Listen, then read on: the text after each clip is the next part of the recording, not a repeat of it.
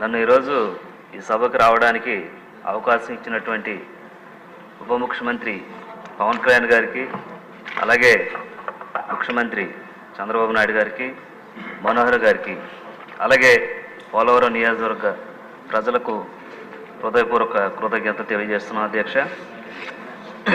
అలాగే గత వారం రోజుల ముందు వచ్చినటువంటి తుఫాన్ వల్ల ముఖ్యంగా పోలవరం నియోజకవర్గంలో కుకునూరు, వేలేరుపాడు, అలాగే పోలవరం మండలాల్లో పూర్తిగా నష్టం జరిగింది అధ్యక్ష. అలాగే తెలంగాణ, ఆంధ్రాకు సంబంధించి పెదవాగు ప్రాజెక్టు ఇది 2 రాష్ట్రాల మధ్య ఉంది అధ్యక్ష. దీనివల్ల మెయింటెనెన్స్ సరిగ్గా లేక మొన్న వచ్చినటువంటి వరదల వల్ల అక్కడ ఉన్నటువంటి ఏదైతే వేలేరుపాడు మండలాల్లో సుమారు 7 పంచాయతీలు, 12 గ్రామాలు పూర్తిగా ధ్వంసమైనవి అధ్యక్ష. అలాగే సుమారు 3000 కుటుంబాలు ఈరోజు దానివల్ల రోడ్లు, ఇల్లు, అలాగే వ్యవసాయ భూములు కూడా పూర్తిగా ధ్వంసమైనాయి అధ్యక్ష. అలాగే దీనికి మన ప్రభుత్వం నుంచి వెంటనే చర్యలు తీసుకొని వారిని సురక్షిత ప్రాంతాలకు తరలించాం. అలాగే వారికి అదే గ్రామంలో భోజన సదుపాయాలు, మంచినీరు, వైద్య సదుపాయం, అలాగే వారు ఉండటానికి బరకాలు ఇవన్నీ కూడా నివాసితులకి ప్రభుత్వం ద్వారాగా వెంటనే అందించాం అధ్యక్ష. అలాగే నష్టపోయినటువంటి ఏదైతే ఈ 3000 కుటుంబాలకి మన ప్రభుత్వం ద్వారాగా వెంటనే ఆర్థిక సహాయం చేయాలని మన ముఖ్యమంత్రి వారిని కోరడం జరుగుతుంది అధ్యక్ష.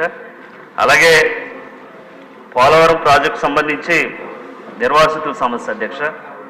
గత ప్రభుత్వంలో 2013 భూసేకరణ చట్టం క్రింద 5 లక్షల రూపాయలు ఉన్నదాన్ని 10 లక్షల రూపాయలు ఇస్తానని హామీ ఇచ్చి మోసం చేసినటువంటి ప్రభుత్వం వైసీపీ ప్రభుత్వం అధ్యక్ష. అలాగే ప్రాజెక్ట్ని చూడటానికి కూడా అనుమతులు కూడా ఇవ్వలేనటువంటి పరిస్థితి వైసీపీ ప్రభుత్వం తీసుకొచ్చింది అధ్యక్ష. అలాగే 2014 నుంచి 2019 వరకు మన ప్రభుత్వంలో బస్సులు పెట్టి మరీ పోలవరం ప్రాజెక్ట్ని చూపించే ప్రయత్నం మన ప్రభుత్వం చేసింది అధ్యక్ష. అలాగే నిర్వాసితుల సమస్యలు పోలవరంలో వర్ణనాతీతం అధ్యక్ష.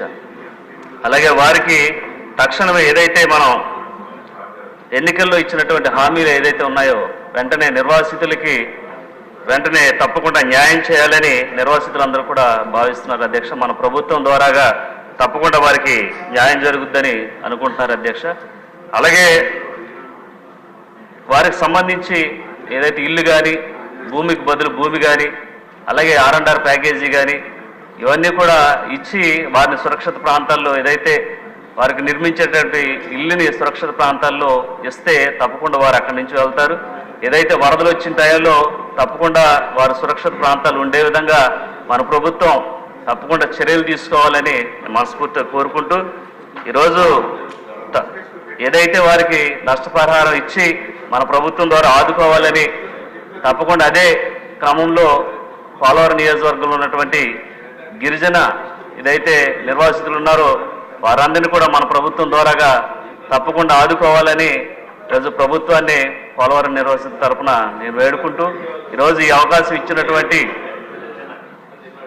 పవన్ కళ్యాణ్ గారికి, అలాగే మనోహర్ గారికి, చంద్రబాబు నాయుడు గారికి నా హృదయపూర్వక కృతజ్ఞతలు తెలియజేస్తూ సెలవు తీసుకుంటాను. జ్యోతుల్ నెహ్రూ గారు.